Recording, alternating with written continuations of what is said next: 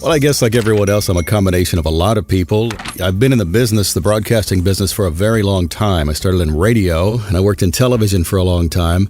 But through all that, I always did production. I would do voiceovers, I do commercials, and I wanted to transition to something else, something on my own. So about 3 years ago, I think it was, I got out of TV mostly.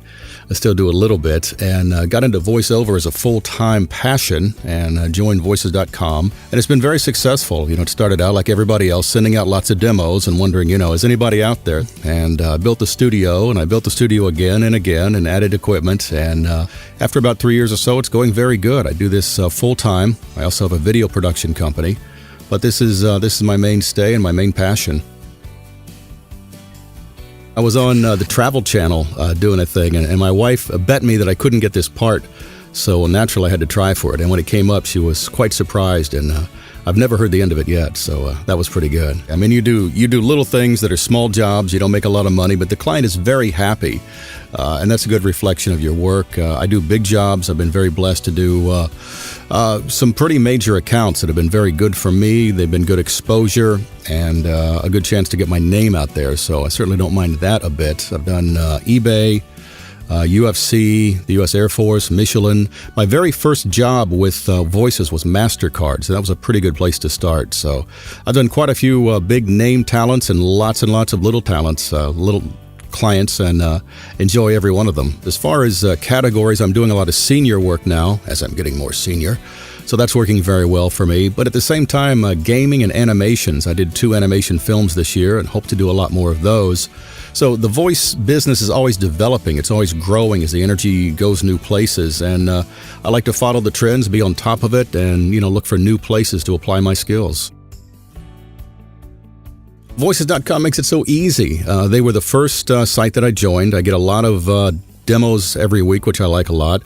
I get jobs every week, occasionally every day. I like the jobs. They're immensely easy to work with. The people that I work with over there, lots of them, Sean, Cole, Lisa, Stephania, dozens of others. I've worked with them so often that they become friends, and they're like, oh, you again. It's a chance to self-direct, to do what I want, to continue to be creative and work when I want. I mean, I work a lot. I'm very blessed to be able to do this full time, which gives me a great edge. But at the same time, if I want to take an afternoon off and the wind looks good, go sail my boat, then I can do that. Yeah, just, get a quiet place. It's great if it's a convenient place. If it's something that you have to drag out and build every time, you're going to put it off. And when demos come up, you want to be right on top of them. You want to hit it fast. So I'm lucky I have a studio that's portioned in my house. I had a client in California last week on a session, and he was late because he had to drive to work for 10 miles, and it took him 45 minutes. And I'm thinking, I got to walk 20 feet, so it's not that bad. But have a place that works. Get it as quiet as you can. Quiet doesn't really exist, as you'll find when you start doing voiceovers. There are always little annoyances, but do what you can, work with it, and just get basic equipment to start out with that you can trust and work on. You don't have to shoot for the sky. Just develop your own skills. I think that's a bigger part of it.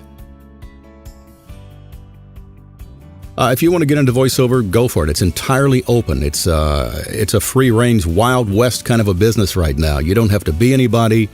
You don't have to own anything. Get yourself a small setup, a microphone that you can use, some decent software, a DAW, and start to read some scripts. You can get them yourself. You can write them. That's a great exercise to do. But start to practice. Start to develop who you are as a voice, and then put it out there. And believe it or not, somebody's going to hire you, and your voice is going to show up somewhere, and you'll say, that's my voice. That's my voice. Voices.com is a great way to start your voiceover career. They'll give you a lot of help, a lot of professional assistance. There are lots of tools on the site, and they give you demos. You have to do the work. You have to get after it, but they'll handle about everything else. Voices.com is a great way to start.